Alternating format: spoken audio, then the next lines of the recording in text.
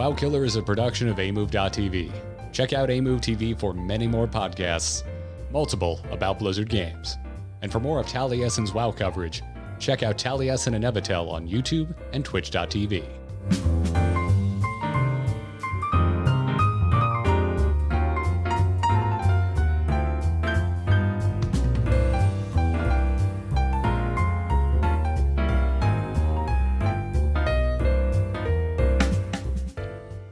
Greetings and welcome to WoW Killer, the episode where we roleplay by not saying a word and being absorbed into a blue pod. I'm Garrett, joined, as always, by the backwards Taliesin, which will make no sense to the audio-only listeners. Ah, hello. I didn't see you there. Welcome to WoW Killer. You've walked straight into my plan, into my plot, into my trap, which is an episode of WoW Killer. And here we are. Are you role-playing like an evil Hazakostas that has trapped like a ripcord player in some scheme? Yes. Oh, Mr. Swokin, you'd like to change your covenant ability, would you? Ha ha ha ha. Yes, I'll let you. No, I won't. You'll never change it. You're stuck. Forever. For I am Ian Hazakostas. Do you expect me to stay with the same covenant ability? I am the ripcord! We went very quickly from a Bond villain to like a Batman villain. Like in no time flat. I was Illidan. I am the ripcord! I am my covenant abilities. No, hello everyone. Welcome to WoW Killer. I'm really genuinely sorry to everyone who is listening to this podcast, my podcast, and didn't see my incredible visual gag that I opened this show with on the live broadcast just now, just this second, which in hindsight was a really bad idea because most people listen to this show rather than watch it. I feel like I've learned my lesson. I've done a lot of soul searching since I made that visual gag, and I've been thinking about it, and I've taken all your criticism and advice on board, and I can promise you my life is better and different now, and it won't happen again. The percentage of listeners that watch is in the would be a small fraction. It is a small fraction, but let's be honest, Garrett, it's the best fraction. I don't really feel like they're top tier. They're like top tier mythic raiders, except they're not sexist. Oh man, we are getting so topical. We've mentioned, but let's get untopical, Garrett, and let's talk about something that happened last week that everyone else has already talked about loads, but we're going to talk about now. Yes, let's give weight to folks that wish we did this podcast the day that Afterlives shorts dropped.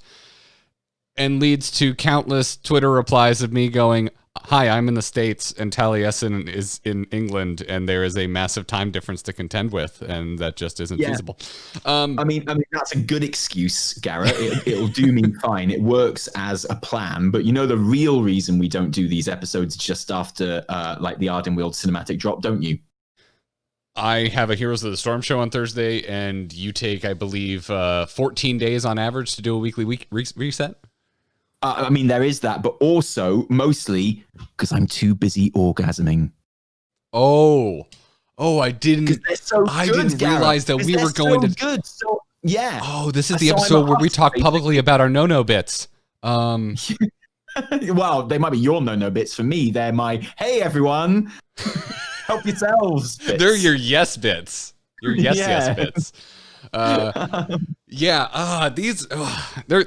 This is a good.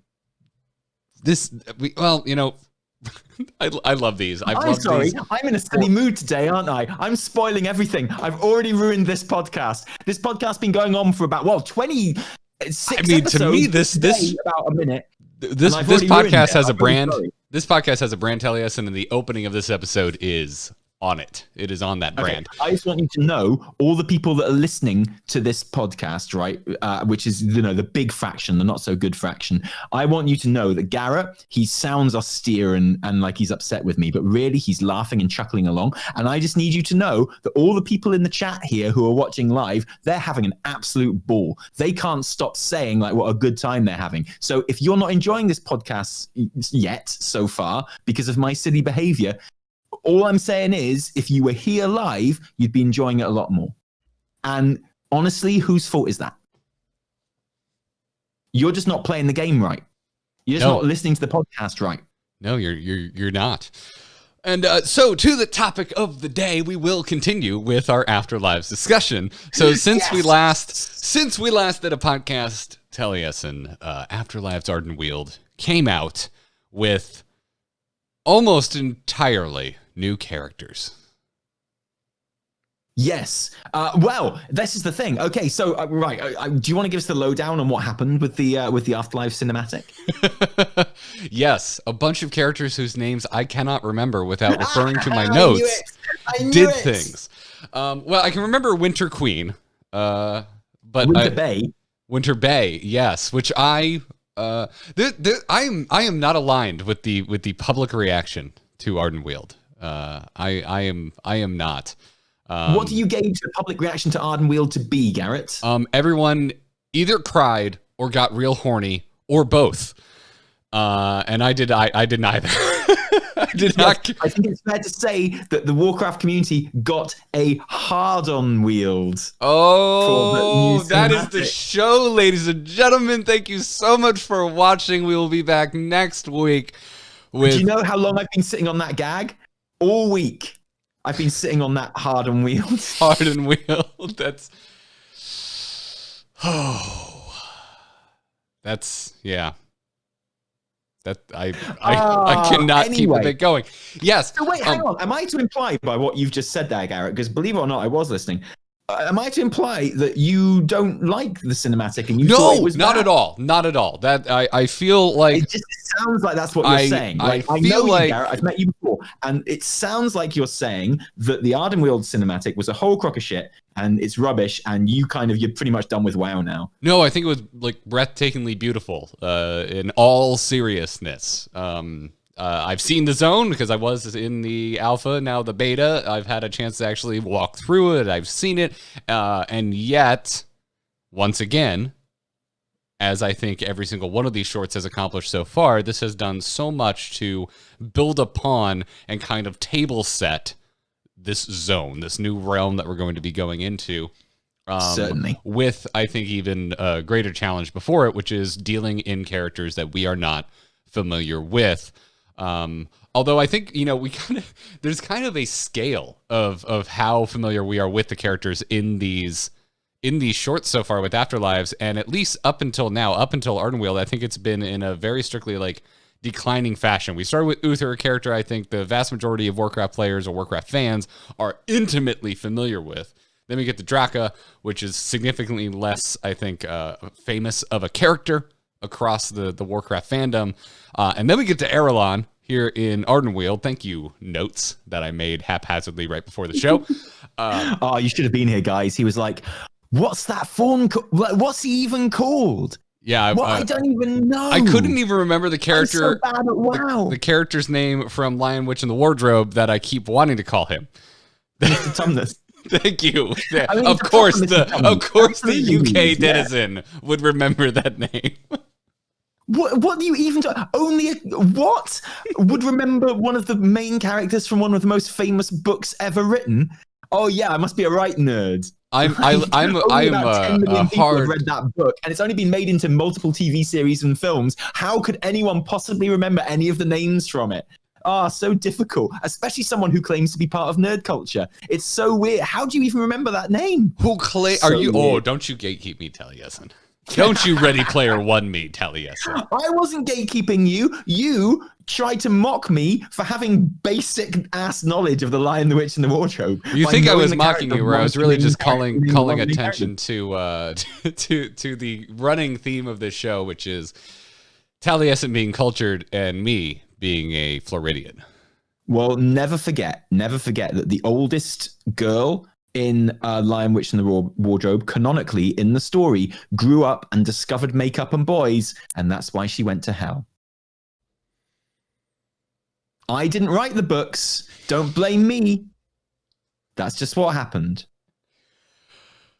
So Afterlives Ardenweald.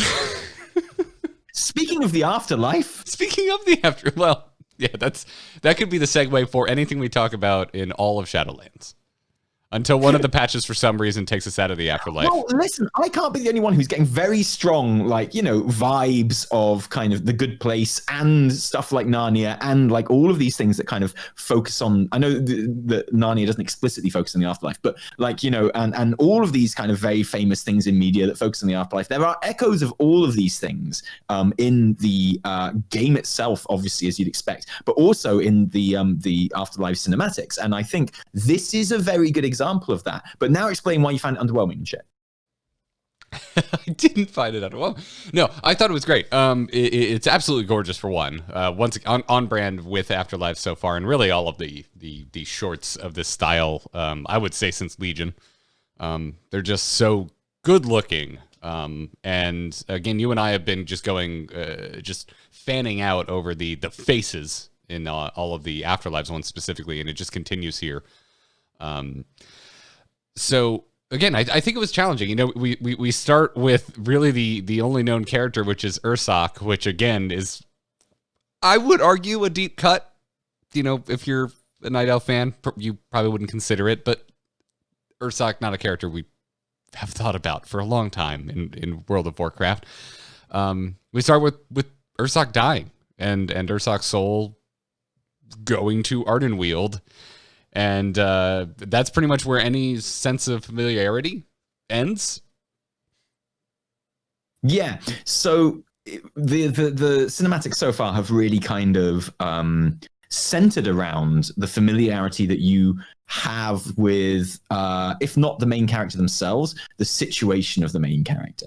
So, I mean, Bastion's an obvious one. Obviously, Uther and Arthas are, legendary and is super well known. Draka, maybe not so much, but, her tale is an important one in the history of Warcraft and is well known by enthusiasts of the lore.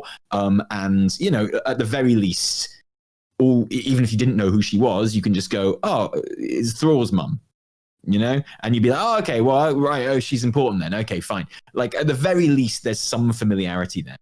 And I was actually looking forward to Ardenweald and the lack of familiarity that we were going to have, because it was clear from the trailers that this one was going to focus on this little Mr. Tumnus guy, who we do come into contact with during the Ardenweald questing as well. I won't spoil anything, but, he is a character in the questing. That is not the last we've seen of Ara'lon. So if you fell in love with his beautiful little innocent face and his heroic demeanor and his, angel boy crying eyes that are even more attractive when they cry, weirdly, then fret not, because you will see him again, and the Winter Queen as well. So, I was looking forward to that, and so it was surprising, but also really nifty and cool when the cinematic then opened to something I was literally playing in the game last week, because you might not have thought about Ursoc for a while, Garrett, but I'm still trying to get my priest mythic set gloves off him.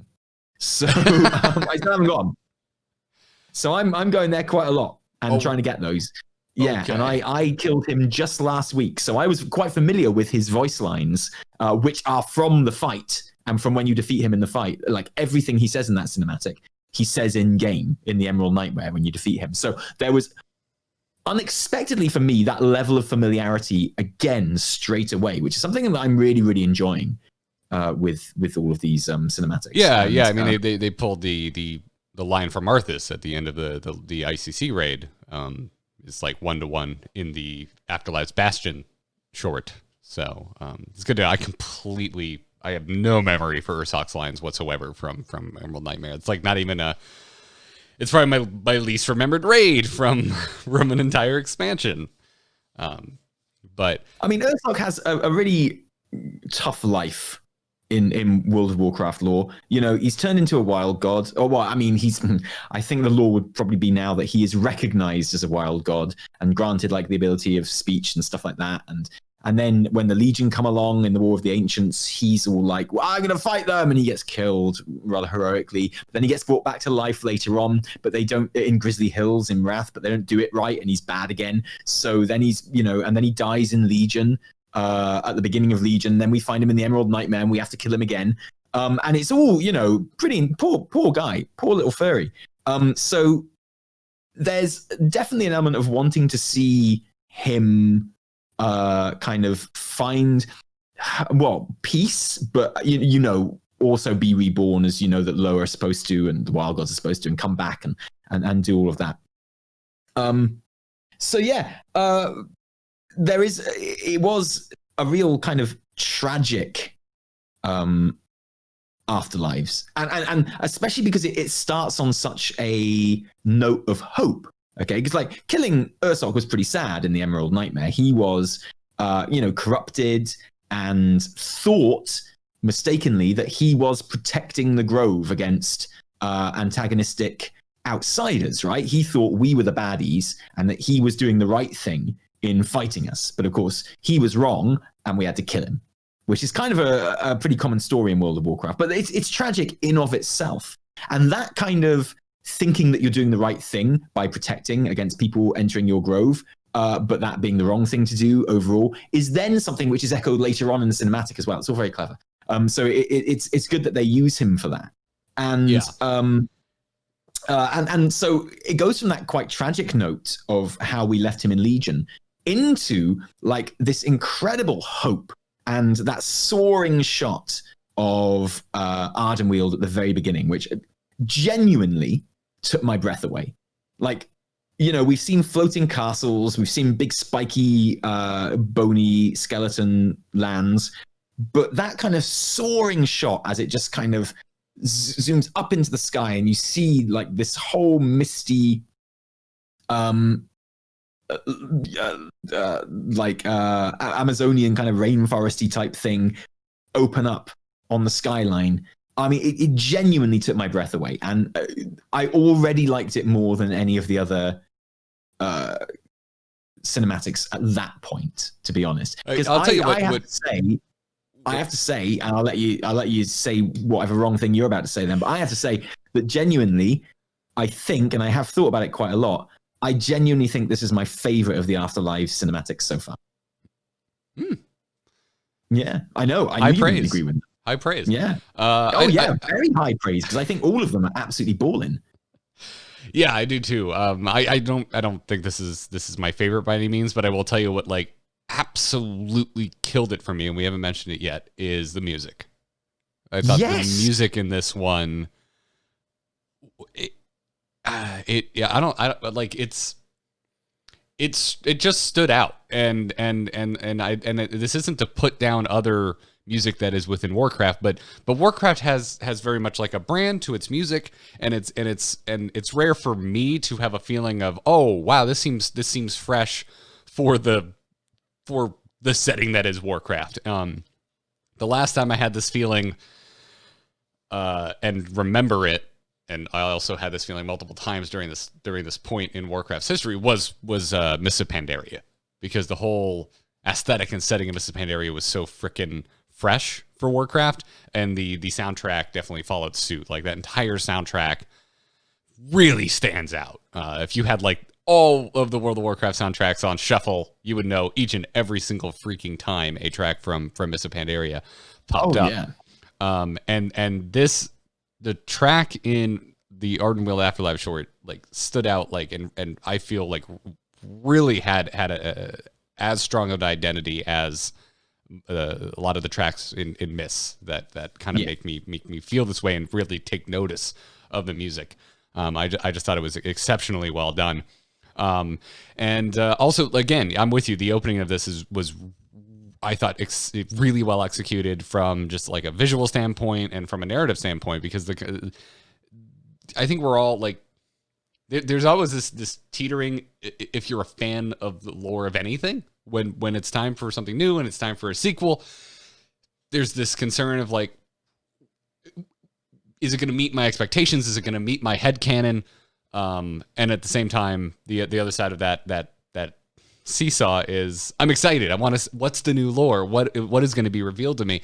And this is a good example, I think, of learning something new, of learning turning the page and learning something new about lore you may have been vaguely familiar with. I'm a big Night Elf fan, but my knowledge of the finer lore points of wild gods is poor at best. I'm like, I don't know, they're animal god people, and I think they have a cycle of rebirth. I can't remember if I'm confusing that with other things. But I was just like, oh yeah, Ursoc. Like my brain went, oh, Ursoc, wild god, don't they? He's been back more than once, and then we immediately go to like where his soul goes, and it's very unique to the other Afterlives because we've seen in both Bastion and Maldraxxus, the souls of Uther and Draka shown quite literally as they appear, like bipedal humanoids, essentially, to get very literal. But then Ursoc, we get it's much more ephemeral. You know, his soul goes into a giant seed pod, and you just think to yourself, well, this is strange. This is very different from what's going on in the other two. I mean, Ardenweald is a unique zone out of the ones that we've seen in Shadowlands for a couple of reasons. And this cinematic really kind of hammers that home. Number one reason is it's a zone where a lot of the inhabitants just automatically go there, you know, because if you are, they don't get judged by the Arbiter, they just go to Ardenweald, right? So if you are a wild god or a lower, they are the same thing. They just have different names in different cultures, you know, and their cosmic equivalents on other planets and things. Then when the machinery of death is working, it is broken at the moment. So presumably all those souls are going straight to the maw. But as things stand, all things being equal, you automatically, as one of those life forms, go to Ardenweald. And Ardenweald is the only zone in the Shadowlands that we know of that its whole purpose is to get rid of you.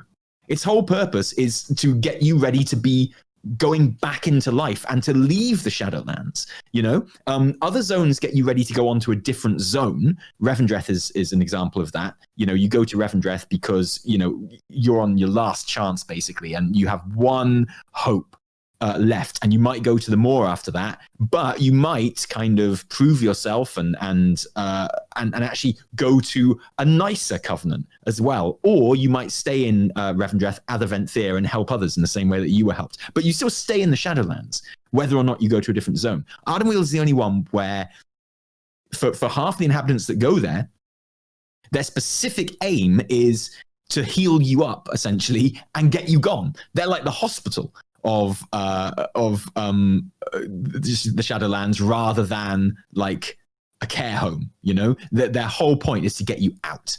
And you'll be back again if you're a wild god eventually, you know, thousands of years down the line, you're going to die again and you'll come back and they'll do the same thing all over again. So it's very much reflected in the zone itself, is that, you know, this is a zone about care and nurture, and other people go to Ardenweald as well, of course. If you have an affinity to nature and what have you, as a mortal soul, like a night elf who maybe is a druid or something like that, then yeah, you might be put in Ardenweald, and you might, like Ara'lon, eventually prove awesome enough to become a grove keeper and actually be one of the people that looks after these souls and makes sure they're okay. Because Ara'lon would have been a living person at one point in our reality when he died and, you know, went to Ardenweald. He would have spent time as one of those kind of glowing blue animals that most people who aren't lowers and wild gods appear as in Ardenweald. And eventually the Winter Queen would have gone, "You are pure of heart.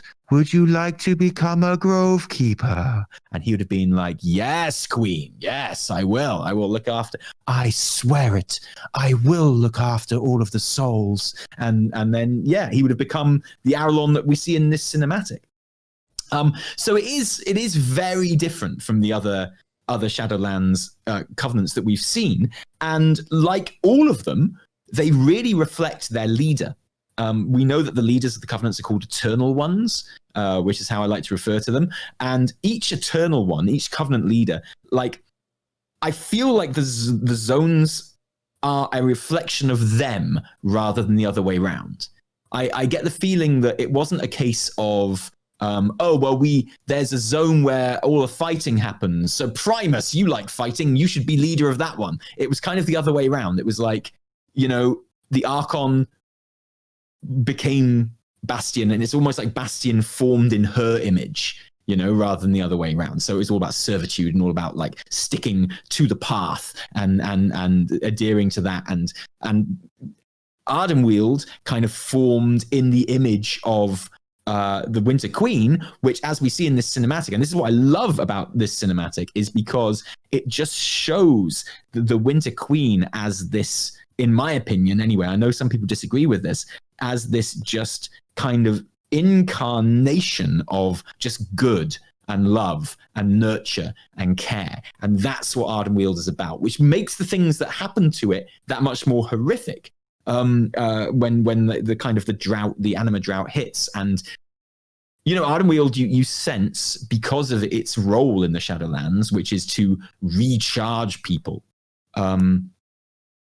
People say, I've seen some people in the chat say recycle, but I'm not sure that's quite right, because that implies that you're using them for something else. But actually what you're doing is you're reforming them as they were and putting them out again. Well, the wild gods. Yeah. I mean, I think that's the initial goal of Ardenweald, right? But I mean, maybe they aren't wrong, because at the end of this, they are using these souls for something else. These are, and that's the tragedy, is that they're having to do that, for sure. But you sense that because of that role that it plays, it's a zone that probably needs more anima than other zones, because it's the only zone that they use all the anima to kind of recharge the wild gods and get them ready again. And then they leave and they take that with them, right? So it's like kind of feeding cattle. It's like, it's kind of wasted. The anima in every other zone keeps everyone alive and keeps the zone flowing. But here, anima is redirected into people that are going to be leaving and life forms that are going to leave the Shadowlands. So you would imagine they probably need a bit more than the other zones, which is maybe one of the reasons why the drought is so much more obvious there than it is in other places as well. Yeah, on top of that, just thematically makes sense, because it is like the forest death realm, and if you're going to use a term like drought, it would make a lot of sense that it's having a very negative effect in such a natural looking realm. You were talking about music, and I agree with you. The music is absolutely stunning on this, and a couple of things about that is that it gives me hope that those motifs and a version of that music will actually be in the Ardenweald zone when you play through it, because apart from Bastion, and even the music in Bastion is pretty limited at the moment, but on the beta there is no zone music right now. There's no Ouroboros music. You've just got some in Bastion, and that's it. And I we've got what we've heard in the intro screen and the kind of medley, but I know that Neil Acree, who put the music together for this cinematic, he didn't actually write the music. I think Glenn Stafford wrote it actually. But his job was to arrange it and put it together. So it's music that other WoW composers have written, and you would hope they've written it for the actual zone as like literal zone music, and that Neil Acree kind of used it and adapted it and put it, to the action that was happening. So I'm like, incredibly excited that if I play through Ardenweald and I spend a lot of time there, I'm going to hear that music like all the time, because that would be awesome. Yeah, or hopefully at least kind of your base of operations for the Covenant, so that's something you're hearing. Yeah. Like, if I have to hear something every damn time I'm hanging out with my Ardenweald Covenant, I hope it is this. Yeah, for sure. And like, I hope they've learned their lesson with hub music, that it doesn't start with something incredibly bombastic and loud. Because that was my BFA experience. Every time I zoned into any character who happened to be in Borealis, which was a lot of them, in Snug Harbor Inn, which is where a lot of Hearthstones were set for me in this expansion. The first thing you heard was like, you'd load in, and then suddenly it would just be like, ba ba ba ba ba ba ba ba ba ba ba ba, like this huge like sting to start the actual music. And I feel like we could afford for music to start a bit quieter. if it's music that we're going to be hearing the beginning of, like, multiple times per play session if we're switching between characters and stuff. And I think Ardenweald would be good for that. But you get, apart from anything, you get more time to enjoy the music in this cinematic and to appreciate it, because the music has like so much room to breathe. Because as compared to Bastion and Maldraxxus, certainly the action is a lot more laid back and slow paced. Like the entire kind of opening section of this cinematic after Ursoc goes there is, Mr. Tumnus walking around picking berries off trees and having a lovely old time. And then the Winter Queen turning up and him being like, "Oh, I swear I will look after the souls, my queen," and then her being like, "Hey, nice one," and going away. And then even when the drought hits and everything, still not action happening. It's just Mr. Tumnus being sad, and there are no more berries to pick. What's going on? This is bad. And so it takes ages for any kind of proper action to happen in the cinematic, and even then it's not very intense, certainly not compared to Maldraxxus, and nothing as kind of huge as what happens in the Bastion one as well. So there's so much opportunity to really enjoy that music, and for that music to do a lot more work than it does in the other cinematics, which I love.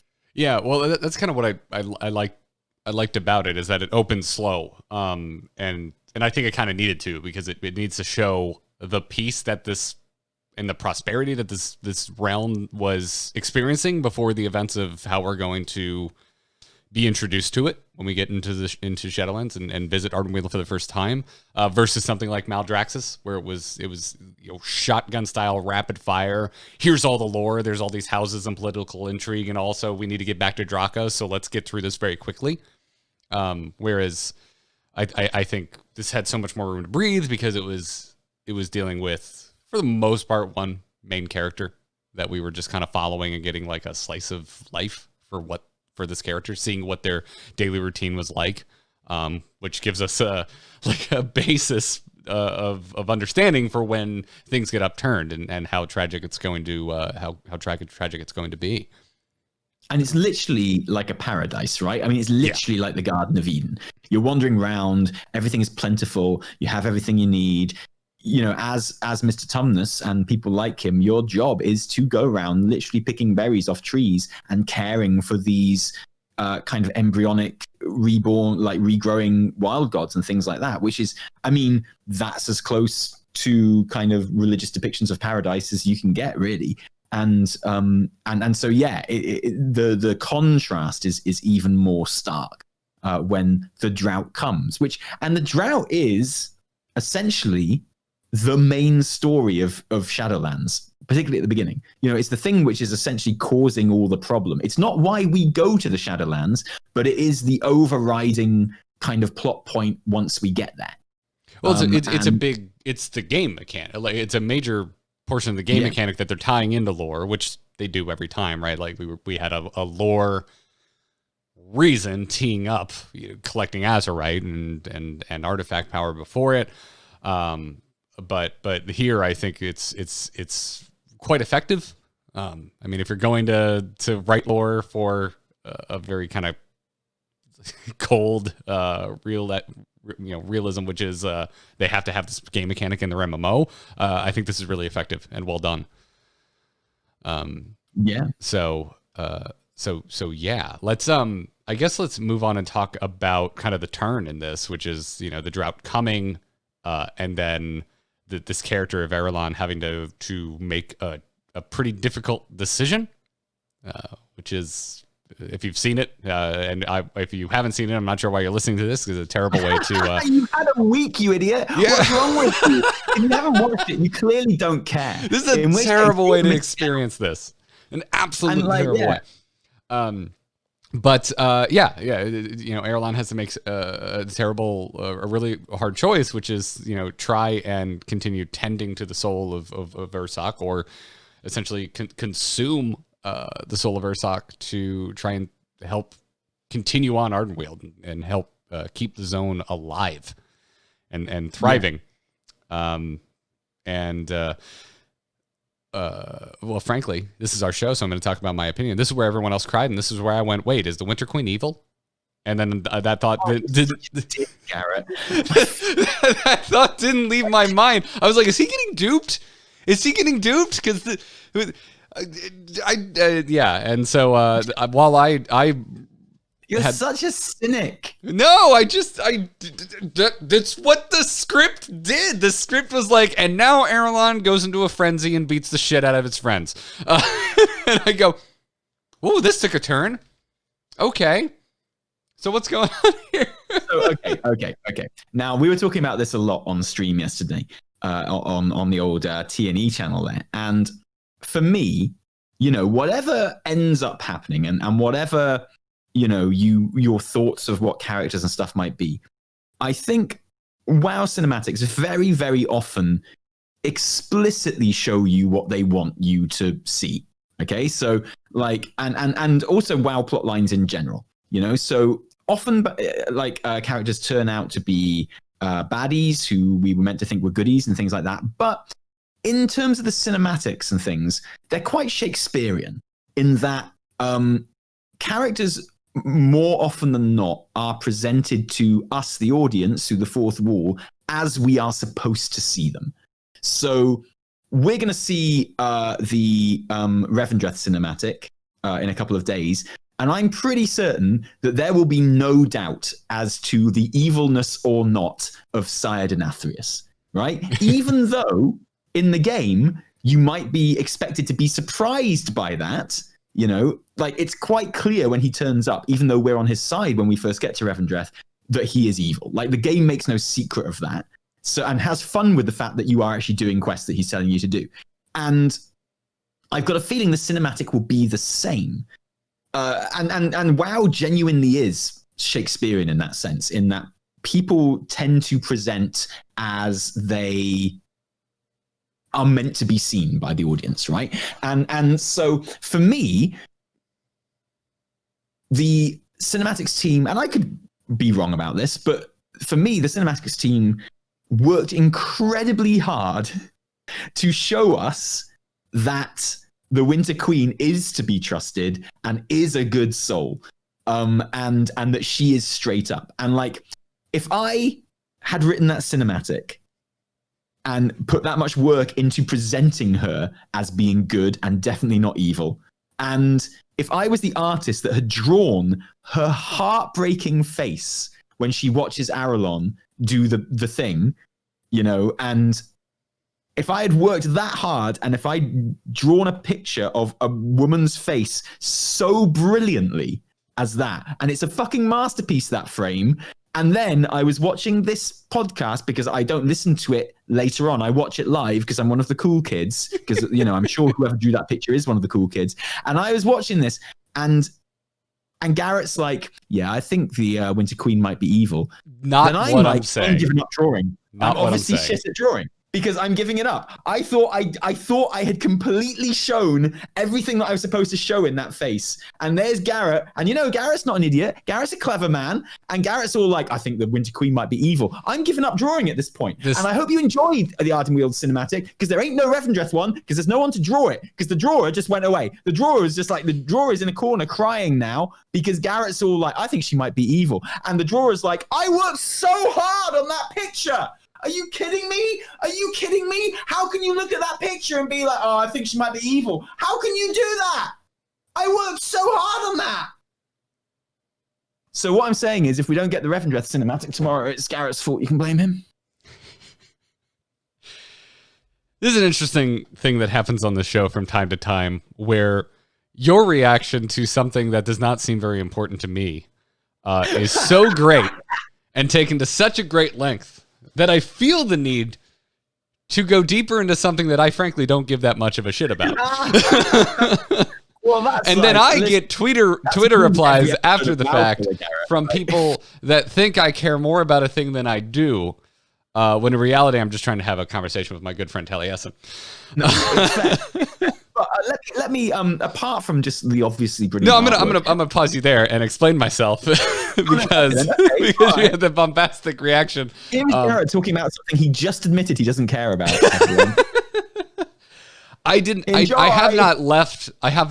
did not exit into the gift shop of Ardenweald after this short, thinking that the Winter Queen was potentially villainous. I ended it going, oh, okay, no, she is as she was kind of teed up to be, extremely kind. It was just in that moment, in that beat of unknown entities entering the grove, being kind of shown in a threatening manner, and also reacted to as if they were threats. And also look back at the queen, back to Ara'lon, back at the queen, back to Ara'lon, as Ara'lon finally understands, where I was just hung up on the threat throughout basically the entire emotional curve of this scene as it played out.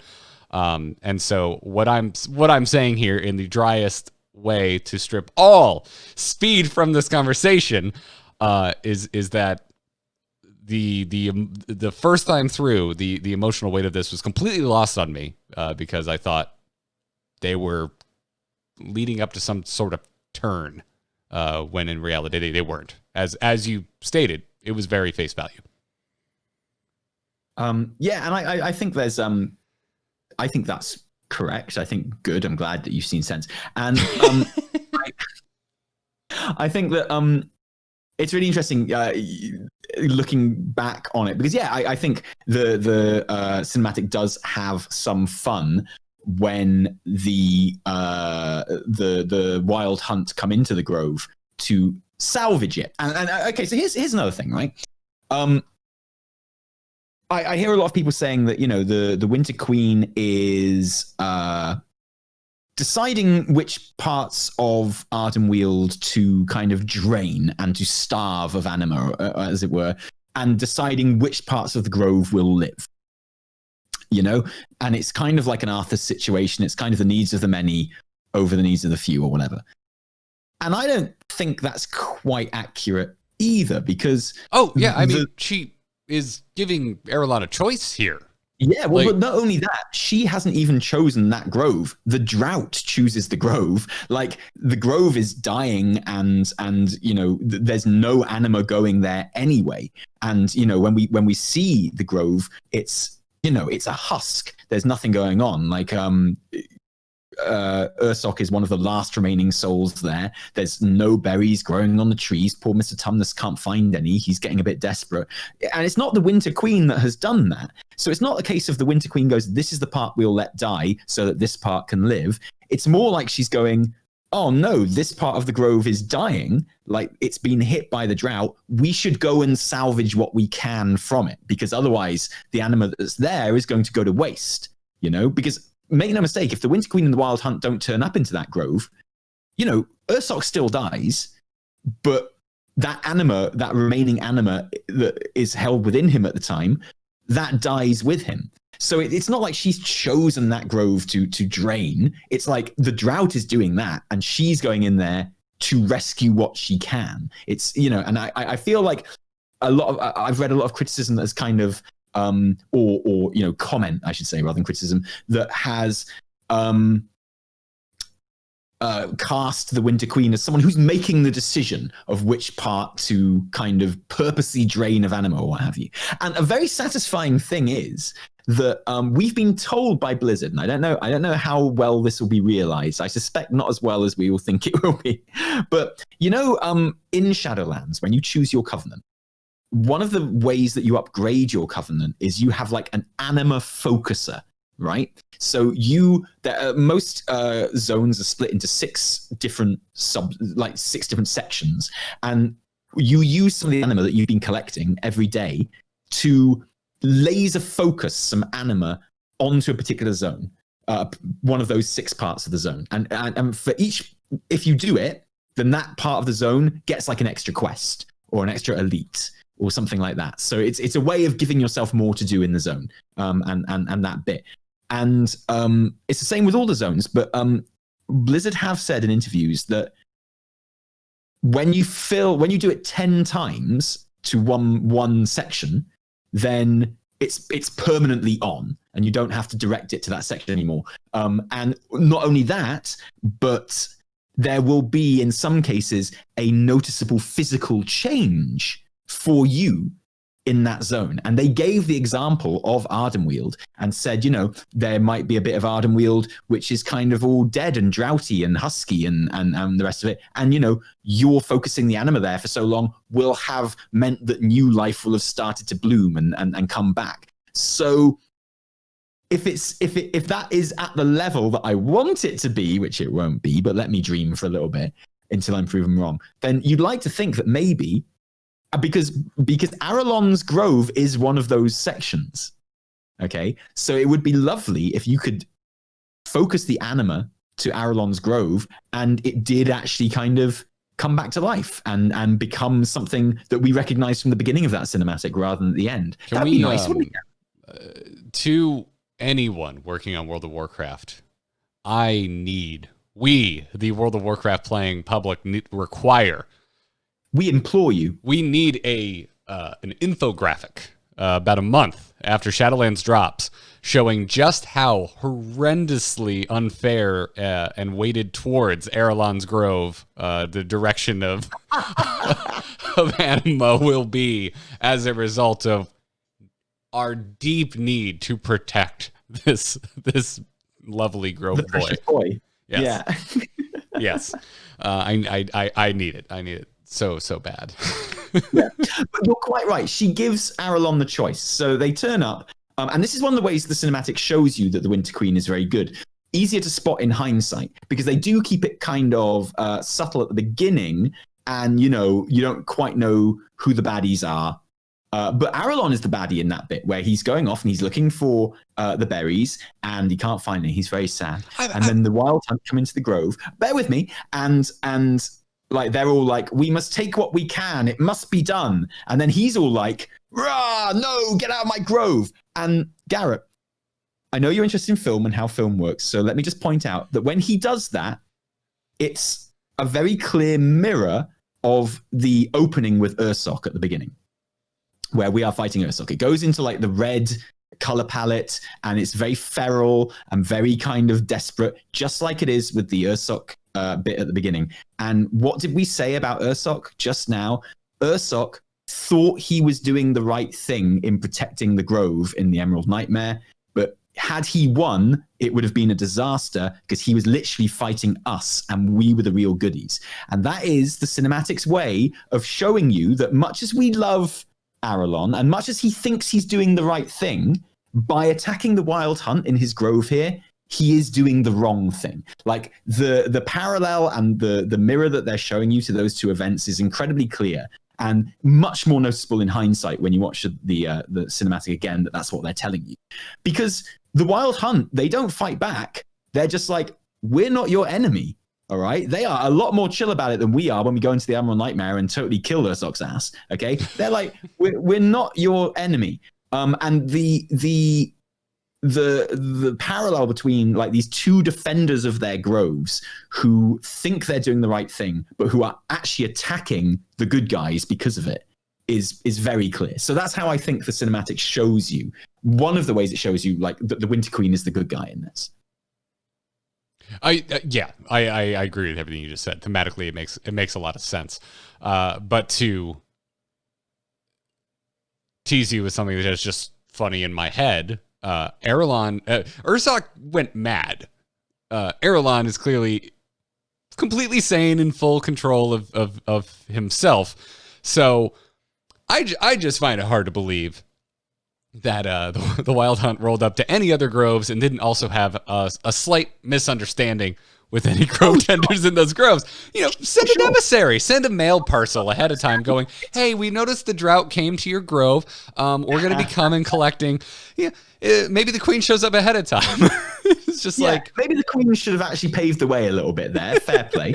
But for the sake of the arc of this story, it makes a lot of sense to hold that mirror up and kind of echo the opening with Ursok. I completely agree with you, and that's what I meant earlier when I said this is something that I don't give a shit about. It's not that I don't give a shit about this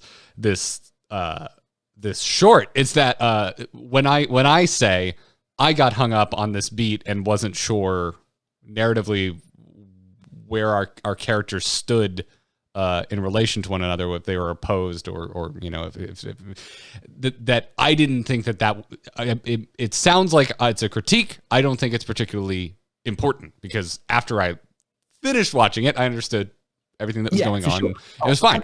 The cinematic purposely kind of keeps you on edge. When the Winter Queen turns up, she's in shadow. Obviously, she's much bigger than everyone else. She's looking down at everyone. Her face is in shadow.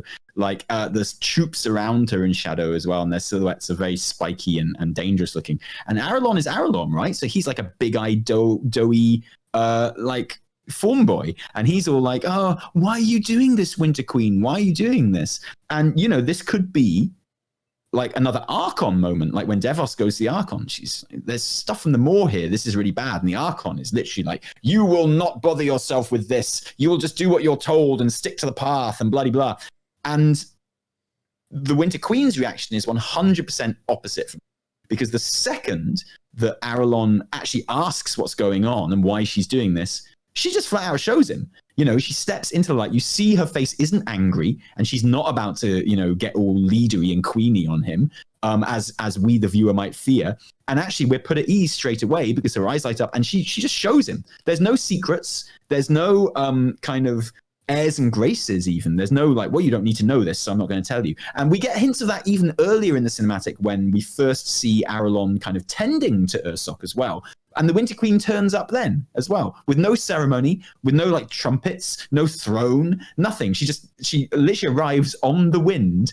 A small breeze is the only thing that alerts us to her presence. And Ara'lon isn't scared. Ara'lon isn't, kind of intimidated. He doesn't bow. He's just like, "Oh, Queenie, how you doing? I'm going to make sure this is all right." And she's all like, "Cool." And then she flies off. So again, there's that trust that they all seem to have in each other in Ardenweald, because the zone is a reflection of the Queen, and the Queen doesn't stand on ceremony. The Queen is very much, she cares about her denizens, her citizens, right? And that means the lower and the wild gods who are getting tended to, but it means the people that are doing the tending as well, and the other people in the zone. And that's a marked contrast to the other two zones that we've seen so far. Oh yeah, absolutely. As someone who we were talking about the Bastion thing, I was just like, no, I side with the rogue agents of Bastion, because I think the leader is overly militant and doesn't place trust in their subjects. And so we get to Ardenweald here, and by the end of it, I'm like,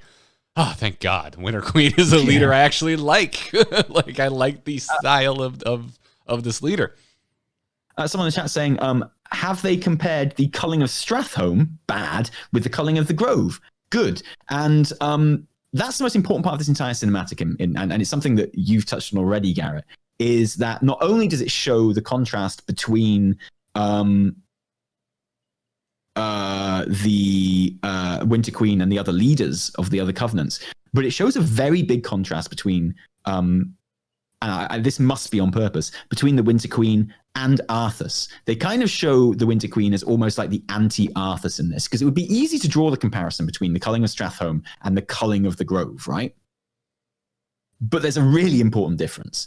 The Queen turns up, and Ara'lon, who I guess you'd cast, if this is a parallel, you'd cast in the Uther or Jaina role. Let's say Jaina, just because. And he's like, no, this is why. What's going on? This is bad. Why are you doing this? And she doesn't react like Arthas. Arthas is literally like, look, you are either with me in this, or you are wrong and you are against me. It's this way or it's nothing. This, and you might not like it, but it's for the greater good. And it's a really difficult decision that I'm making, and this is what has to happen. Whereas the Winter Queen, she knows it's the right thing to do, and it's the best thing to do for Ardenweald, to salvage rather than cull, like I say, because the anima is going to disappear if she doesn't take it anyway. There's no saving the anima in there unless she takes it. So it's not so much a cull as a salvage operation, really. And she knows that's the right thing to do. But even knowing that, she cares so much about Ara'lon and the other people in Ardenweald that she's like, I'm going to let you take the choice. You know, and she gives him the right and the opportunity to make the wrong choice, to make a choice that would be bad for Ardenweald, but I guess good for his emotions and good for, you know, his sense of honor and duty. Mm-hmm. And she gives him that choice, and he makes the right choice in the end. But, you know, I think she would have been supportive of him if he'd made the other choice. I feel that about her. I left this short feeling the same way. And again, to the Stratholme v Ardenweald comparison again, like context is important, right? Like going in, staring down Stratholme, saying let's go murder these people. The plague hadn't taken hold yet.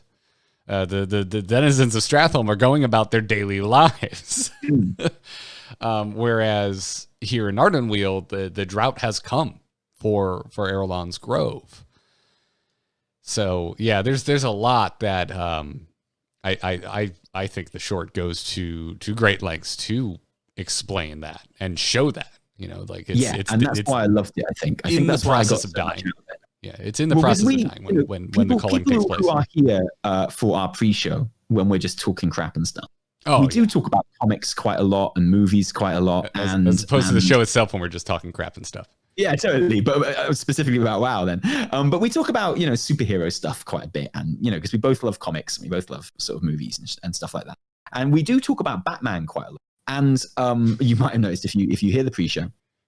And I've got a common refrain when I'm talking about superhero stuff, and particularly DC superhero stuff, is that, you know, I'd love to just get back to a time where superheroes occasionally are just kind, you know, and they just, you know, okay, fine, they've got all of their real life stuff going on, and, you know, that's the problems they face. And that's why I like Batman is one of my least favorite heroes, is because I feel like Batman is a hero for very selfish reasons, whereas I feel like Superman or Spider-Man, obviously the best hero ever made, I feel like they are superheroes despite what they actually want. And I feel like they are superheroes because they know it's the right thing to do, and because they're kind and good. And that makes their heroic actions that much more heroic than Batman's, who it always feels like he's doing the stuff that he's doing because he wants to, because it makes him feel better. Whereas other superheroes,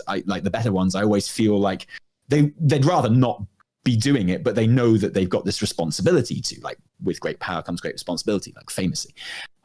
It's something that some of the better stories that involve Robin, actually address and kind of show Batman in a caring and human light. And by the way, when I say Batman, I mean movie Batman, and particularly modern movie Batman, where he's just not kind at all. And, like, you know, he's gone from being, because comics Batman's a different kettle of fish, particularly like a OG Batman, who was like, he was just a really awesome detective, right? He was like, that was one of his powers. I remember I had like DC top trump cards when I was in the 80s and I was a little kid. And, you know, Batman's powers were listed as has awesome gadgets, is the best detective on Earth. Like, that was his description, is best detective on Earth. And like I've discussed before in the pre-show that, like, Batman has gone from being a detective to being a riot cop in, like, modern interpretations, which just isn't as admirable, basically. And, you know, I like to admire my superheroes because they're heroes, right? And I admire Spider-Man and I admire Superman. And, like, people would say Batman's more interesting because of that, but for me, he's just a bit selfish and spoiled. But I'm specifically talking about modern filmic interpretations, in particular Zack Snyder's. And, like, the Winter Queen is that kind of hero who I like because she's just kind, you know? And she's willing to let someone even kind of damage her overall plan for the Grove and what she knows to be the right thing to do. She cares about the individual so much, and she cares about his agency and his free will so much that she gives him the right to make the wrong decision, even though it would go against the greater good. So, and that's why I object to people saying that the Queen is doing what she's doing for the greater good, because she is, but it's not what she, like, that makes it sound a bit culty and a bit, and that she's willing to forego that for the sake of someone's oath and honor, because that, that autonomy and that free will is important to her, because she's just kind. She just cares, and that's really awesome. And, it's less prevalent in superheroes these days, and it's certainly something you don't see in kind of fantasy so much anymore, is someone who is just flat out honest to goodness, just like incredibly kind. And it was just really refreshing to see, and I loved it. And maybe that's why I get so uptight when people say, oh, I think she's a baddie, because she's so lovely and I love her. I very, very, very specifically used past tense on I thought she was a baddie. I know, and I'm not told. And I was making fun and having lols and like. I'm talking more to the chat room that were all capsing me more than I am talking to you, Taliesin. But yeah, I mean, the Queen is. You're absolutely right. I mean, again, I think I mentioned this off air. I have started rewatching Lord of the Rings, and it's like the Winter Queen strikes me as if Frodo was in a place of power. Just this extreme empathy. Totally. Instead of, and I compare it to Doctor Who actually, and it reminds me of something I find really interesting about Doctor Who and Matt Smith's interpretation of Doctor Who in particular. And Matt Smith's last episode, and I was talking about this on stream yesterday, so apologies if it's a repeat. But Matt Smith's last episode, he goes to this town called Christmas. And he brings I might be getting the details wrong here, but he brings baddies with him who are after him, okay? And so the baddie's going to destroy this town. And he's like, well, they're only here because of me, these baddies. And this town clearly doesn't deserve to be destroyed. And the only way I can stop that happening is to literally stay here for the rest of my life and protect this town. And there's this element of like, but dude, and in that season of Doctor Who, they'd made a big deal of how important to the fate of the universe Doctor Who was, right? So, rather annoyingly, because it was Stephen Moffat, they put the Doctor Who at the center of the universe, and he was like the most important person. And everyone was like, it's the Doctor, he must be destroyed or saved or something. Like, everyone had an opinion on how important the Doctor was, and like he was just Jesus basically. And like, I'm just gonna bruise the bridge of my nose, pushing my glasses up for just a second. It's because he was on his last regeneration as set up by an episode that happened like 60 years beforehand, and they had to deal with that as well. And for him to just not even think about it, and just be like, okay, so everything that we spent the entire season kind of building up to and how important I am, that doesn't matter. What matters is that these people need protecting. And these people aren't important in the grand scheme of things. This town is like the opposite of Doctor Who. They like, if they did get wiped out by baddies, it would be sad, but it wouldn't be important, right? And certainly nothing we haven't seen before in Doctor Who. But his just natural knee-jerk reaction is to just be like, doesn't matter what the greater purpose of Doctor Who is. Doesn't matter like how important I am to the universe. These people need protecting. And the only way that can happen is if I literally stay here for the rest of my life. And that's what he does without question. He doesn't even think about it. And he stays there for like, long enough to become very old looking and haggard and essentially die of old age, which is amazing. And like that act of kind of, kindness, which might have been to the detriment of the universe, really, and the safety of the universe, but it was the right thing to do for those people in that moment, and that's what was important. And it's the same with the Winter Queen and the choice that she gives Ara'lon, which is why I can't believe that she's a manipulator, or like, because what she did was a selfless act. Anyway. Yes, on top of the fact that these zones are very specifically kind of shown in a certain light, with Ardenweald being like the most idyllic and the last stop before full redemption of your soul. It's, I'm with you. I left this being like, oh, this is fairly straightforward in a good way, I thought. Yeah, and it was like, you're right, and the straightforwardness of it was incredibly refreshing to me. Yeah. In terms of these cinematics, but also in terms of just like, wow, and just general kind of fantasy narrative. and I include superhero stuff in fantasy, in just general at the moment, and it was lovely. I just really liked it. It made me feel good, and because she is so unwaveringly good, and that's not to say that she doesn't have faults and can't make the wrong decision, and follow through on the wrong decisions and things like that, and done things that she regrets, probably with regards to the jailer and things like that. But essentially, she is trying to do good and to be good, and that makes it even more horrible what happens to Ardenweald. And it makes me hate the jailer and Sidon-Aetherius and Helya and anyone else who's helping him even more, because it's kind of the first time that we've seen the real fallout of the jailer's plan. Because this is all happening because of the jailer and him diverting the souls to the more. Yeah, because Bastion is kind of subtle, because what's playing into the jailer's plan? Well, chucking Arthas' soul into the mob. That's kind of subtle. We all kind of look at Arthas like, hey, he's a jerk. He deserved it. And then Maldraxxus, it's like, well, there's some political intrigue going on, but it's not. We're not seeing a very stark visual indication in the land of the jailer's influence. Maldraxxus already looks like hell. It is bones and spikes and death.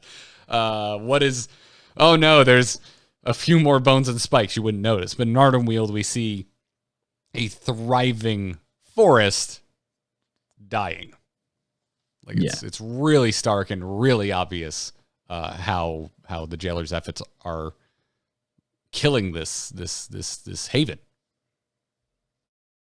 Yeah, and I it's seeing the bad that is being made by the jailer and his cohorts is important, and it is important to kind of go, okay, there's a reason why what the jailer's doing is bad.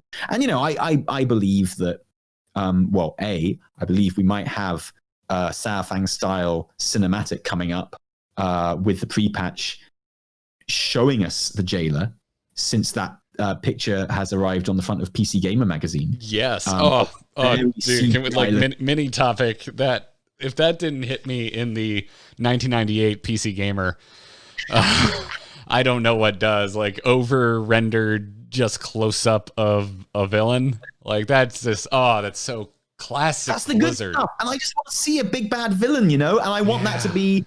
And I know that there is going to be some parts of the jailer's history which are sympathetic, if not redeeming. Okay, so it'll be like, okay, I have no doubt that it'll turn out he was hard done by the other Eternal Ones, and it's like, well, how come I have to be the jailer?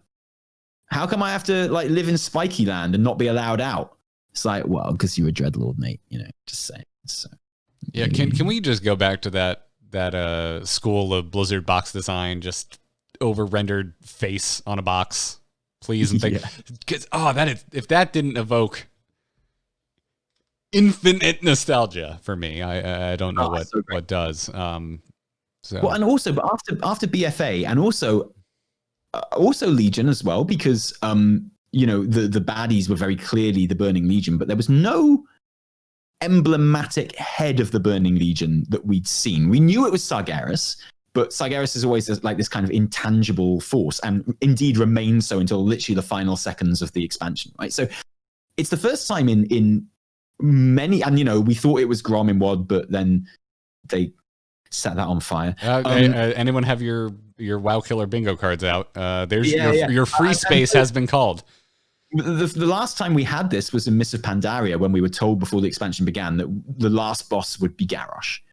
And before that, obviously, was Cataclysm, which is a much better example. But it's the first time since those earlier WoW expansions where we have had a baddie to hang the expansion on. Yeah, Wrath of the Lich King and Cataclysm actually literally had the villains on the front of the box. Yeah, exactly, and that is incredibly satisfying. And I, just to have that, and like I say, I'm sure there'll be some sympathetic parts in the jailer's history which go, okay, yeah, I see where you're coming from, jailer. You were hard done by, but like with Arthas, I think there's going to, and like with Deathwing as well, actually, there is going to be that thing of, well, it doesn't really matter how sympathetic your past is. The fact is, like, you're going to kill everyone, and that's bad. So we have to stop it, you know. And I'm really sorry, dude. What you're doing is evil. Like, it's kind of, you know, it's kind of like if all of the other world leaders had bullied Hitler when he was a kid, it still wouldn't mean that we didn't have to have World War II and be like, you know, really sorry, dude, we have to beat you. It doesn't make anything that he does later on okay. Just because you can understand where someone comes from, maybe. Right. Yeah. Right. I think villains you can understand the motives of are more interesting. I don't think it means that you should be actively rooting for the villain. Yeah, totally. And I think there's like unless that villain is Arthas, he was right. In novels and things where you are not physically playing as a character on one side, or in kind of single player video games where there's a lot more room for nuance and side taking, perhaps. That's, you know, it's very interesting to have baddies who aren't really baddies and things like that. But I feel like BFA taught us anything, it's that having villains is very important for how satisfying an expansion and a story expansion turns out to be. And so, yes, seeing the Jailer on the front of PC Gamer magazine as a flat out, like, look at this dude, he's a baddie. That feels great to me. That gets me really hyped for the expansion. I'm just like, yeah, let's do this. Let's get this guy. Yeah. Especially after what he did to the Grove, man. Especially after what he did to Ardenweald. How sad he made Ara'lon. If for no other reason, we need to hate the Jailer because he made Ara'lon sad. Yeah, totally. Made him very sad, and that makes me sad. So screw you, Jailer. Screw everyone who's on your side, and that includes Sylvanas and Helya. Just saying. Yep. Yeah, it's very exciting. So I think we're going to get a CGI cinematic like the Sourfang cinematics. I think we're going to get that maybe next week. Yeah, here I was completely on board and assuming we were going to follow Bolvar, but now I'm wondering if we're going to be following the Jailer. Yeah, well, I think it'll probably be a bit of both. Bolvar talks in the pre-patch.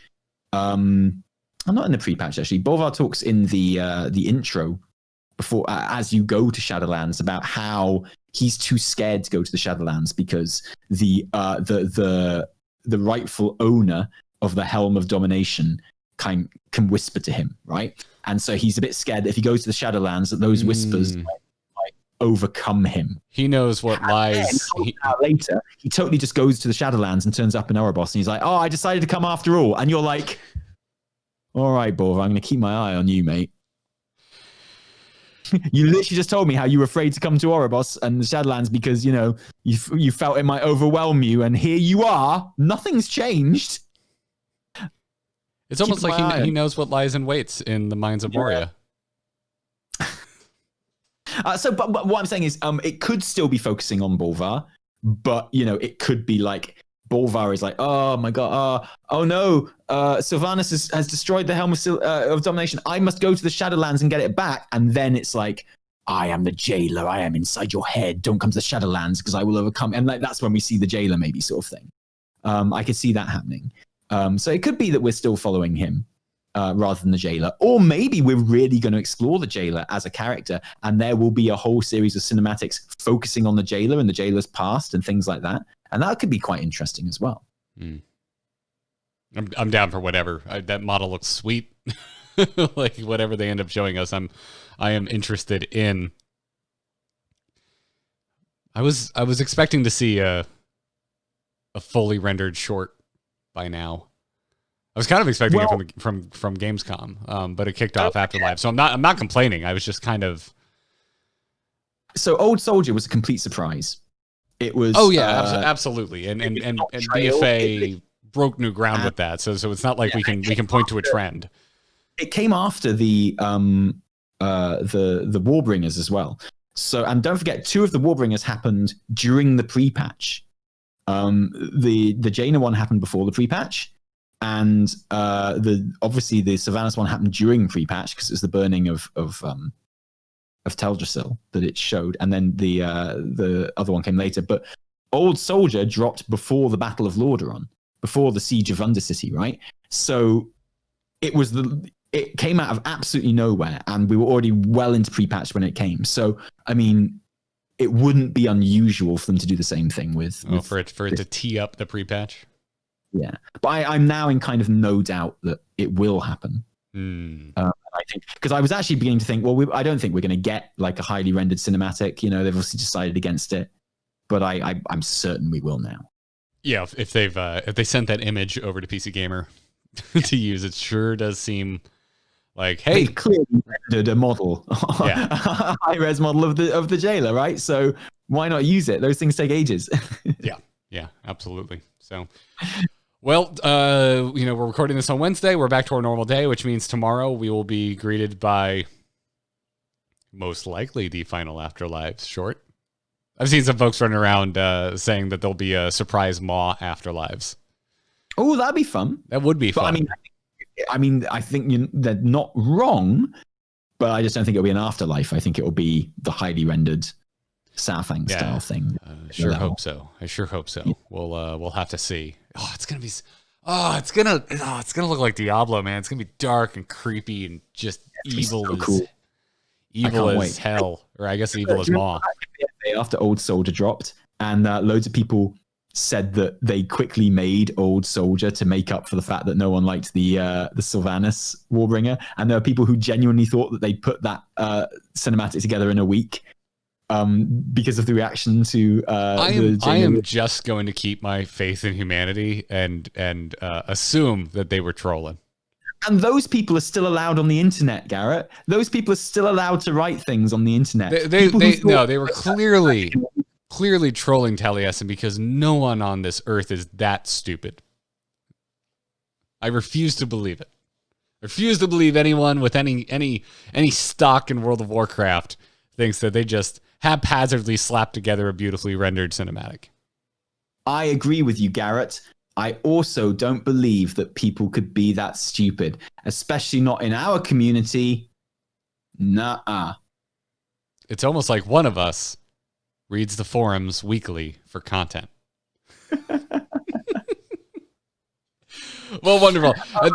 I think we've reached the end of this. Solved the Ardenweald cinematic. Glad we did that. That was good. Yeah, we did. It's solved. Our opinion is the opinion to have.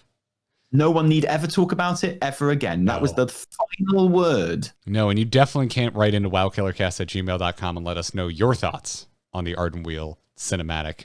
That would be absurd and definitely not help us make our own content when we do a mailbag episode. Exactly. We haven't done a mailbag in ages either, so no, we haven't. And this is our first time it's the first time this podcast has existed in the run up to an expansion, and there's just so much to talk about. We could, but we won't. We could be just another WoW news show where we're just like, bam, this happened, bam, that happened. That's not what the show is, Garrett. No, we are a single topic World of Warcraft essay show. Okay, that's what we do. We deep dive. We take one topic and we don't stray from it. We're laser focused, Garrett. Yes, we definitely don't also talk about Batman and Doctor Who. I don't even know what those things are. What are you even talking about? That's not WoW. I don't know. Something about fish sticks. I guess they're called fish fingers and over there. I see. Because Doctor Who eats fish finger. Well, specifically Matt Smith's doctor did. Yeah. Like hilarious. Oh God. I like his exit. It makes me emotional. Moffat's still allowed to write stuff for the television as well. What's going on? I do not have the open disdain for Stephen Moffat that you do. Anyways, folks, we are at the end. Before we get into our Doctor Who podcast that definitely exists, which you can find at Fish Sticks and Fingers, we're going to wrap this episode up. Taliesin, if folks are somehow unaware of where to find your other wonderful World of Warcraft content, where can people do so? Taliesin and Evitel do games on YouTube, Taliesin and Evitel on Twitch, and Taliesin Evitel on Twitter. See you there. Wonderful. Oh, and Taliesin and Evitel on Patreon. Go there first. emove.tv is where you can go for this podcast and every single other one that I produce. You can get this show over there. You can also get it over at youtube.com/wowkillercast. It's everywhere. It's everywhere. If you're an audio listener, podcasts have gotten very modern. You can stream them. Please subscribe on whatever podcatcher you are using, because it does help the show out quite a bit. Helps us with discoverability and all those sorts of very technical metrics. And I was only joking when I referred to the people who only listen to the show after the event, and I said that they were scum. I was joking. They're not. They're brilliant, and I'm glad that they're here. I love you, and I love your ears. No, chat room. We don't have an OnlyFans yet. Stay tuned. That's going to wrap it up for this episode of WoW Killer Cast. Until next time, I hope your Winter Queen cosplay goes well. It's such a terrible ending. Yes, it does. I am exhausted. I feel embarrassed for you. I don't, because I don't feel awake. I'm glad it's your job to finish the episodes, not mine. I thought that's our best episode yet. I was awake until 2:30, just unable to fall asleep. Oh, mate. And then I woke up to a computer that Oh, sounded like I'm it was always exploding. canceling the show. You're what? You should have just cancelled the show. I'm always up for cancelling the show. I'll cancel this show at the drop of a hat. I'd have been like, yeah, sure, man. You know what was great, Taliesin? That one week that definitely wasn't last week, where you were like, you want to do the show after my stream? That wasn't blissful in any way. Oh, I'm sorry, mate. But no, now I'm going to go on to my stream instead, and I will be the tired one. Civ says, could be worse. My neighbors woke me up at 5 a.m. yelling outside their house. No, I mean that can be a good thing if your house is on fire and they're trying to rescue you. But in most circumstances, that would be a bad thing. The context is pretty important. Yeah. Pretty specific. If they're yelling outside your house telling you won $10 million, here it is. Yeah. I mean, you're not specifying what they were yelling about. Okay, they were just being dickbags. Okay. Yeah. I had a neighbor in college that would just didn't have a ride, and their ride would show up at 6 a.m. and would alert them that they were there by honking. Loved it. At 6 a.m.? Yep, it was the best. It was the Mind best. you, my baby wakes me up at 6 a.m. and he's often honking. Oh, well, that's your fault. That is on you. All right, chat. Definitely go over to Taliesin's stream. Are you queuing it up right now? I could do a raid. Yeah, probably. Yeah, I think I will. No point hanging around. If you were live at this exact moment, we could while you're on here, we could queue up a raid. Nah. No. No, I haven't opened XSplit yet. Give me a moment. Wondrous. Well, chat room, I'm going to bring the stream down. Go over to twitch.tv/Taliesin and Evitel, and we will see you next week for Afterlives. It's a Revendreth next week. Can't wait. That'd be great. Afterlives, geeking out about Kael'thas. Oh, it's going to be good. It's going to be a good one. Can't wait. It's going to be a good one. Bye now.